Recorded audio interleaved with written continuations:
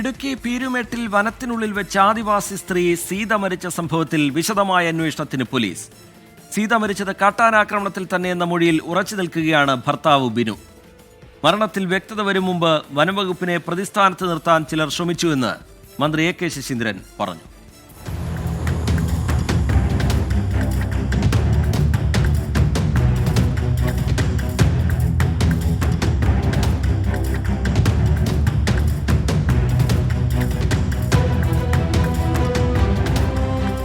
പീരുമേട് പ്ലാക്കത്തടുത്ത് നിന്ന് 3 കിലോമീറ്റർ ഉൾവനത്തിൽ മീൻമുട്ടി എന്ന സ്ഥലത്ത് വെച്ചാണ് സീത മരിച്ചത്.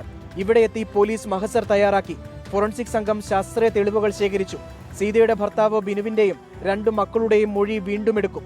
സീതയെ വനത്തിൽ നിന്ന് പുറത്തെത്തിക്കാൻ സഹായിച്ച ആളുകളോടും വിവരങ്ങൾ തേടും. തെളിവുകൾ പൂർണ്ണമായും ശേഖരിച്ച ശേഷം നടപടിയിലേക്ക് നീങ്ങിയാൽ മതിയെന്നാണ് പോലീസിന്റെ നിലപാട്.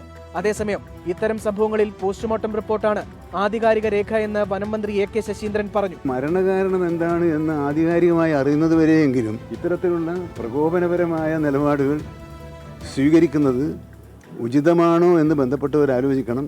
കൊലപാതക കേസിൽ മനഃപൂർവ്വം കുടുക്കാൻ വനം വകുപ്പ് ശ്രമിക്കുന്നു എന്നാണ് സീതയുടെ ഭർത്താവ് ബിനുവിന്റെ പ്രതികരണം. ഇപ്പം 10 ലക്ഷം തരാമെന്ന് പറയുന്നു. ഈ 10 ലക്ഷമല്ല എനിക്ക് വേണ്ടത്, കോടികൾ തരുമെന്ന് പറഞ്ഞാൽ എന്റെ ആളിനെ തിരിച്ചു തരാൻ പറ്റുമോ? ഈ സർക്കാർ പരമായിട്ടുള്ള ആർക്കെങ്കിലും അങ്ങനെ ഒരു ആളിനെ എനിക്ക് ഉണ്ടാക്കി തരാൻ പറ്റുമോ? പോസ്റ്റ്മോർട്ടം പരിശോധനയിലെ വിവരങ്ങളാണ് സീതയുടെ മരണം കാട്ടാന ആക്രമണത്തിലല്ല എന്ന് സ്ഥിരീകരിച്ചത്. 24 ഇടുക്കി.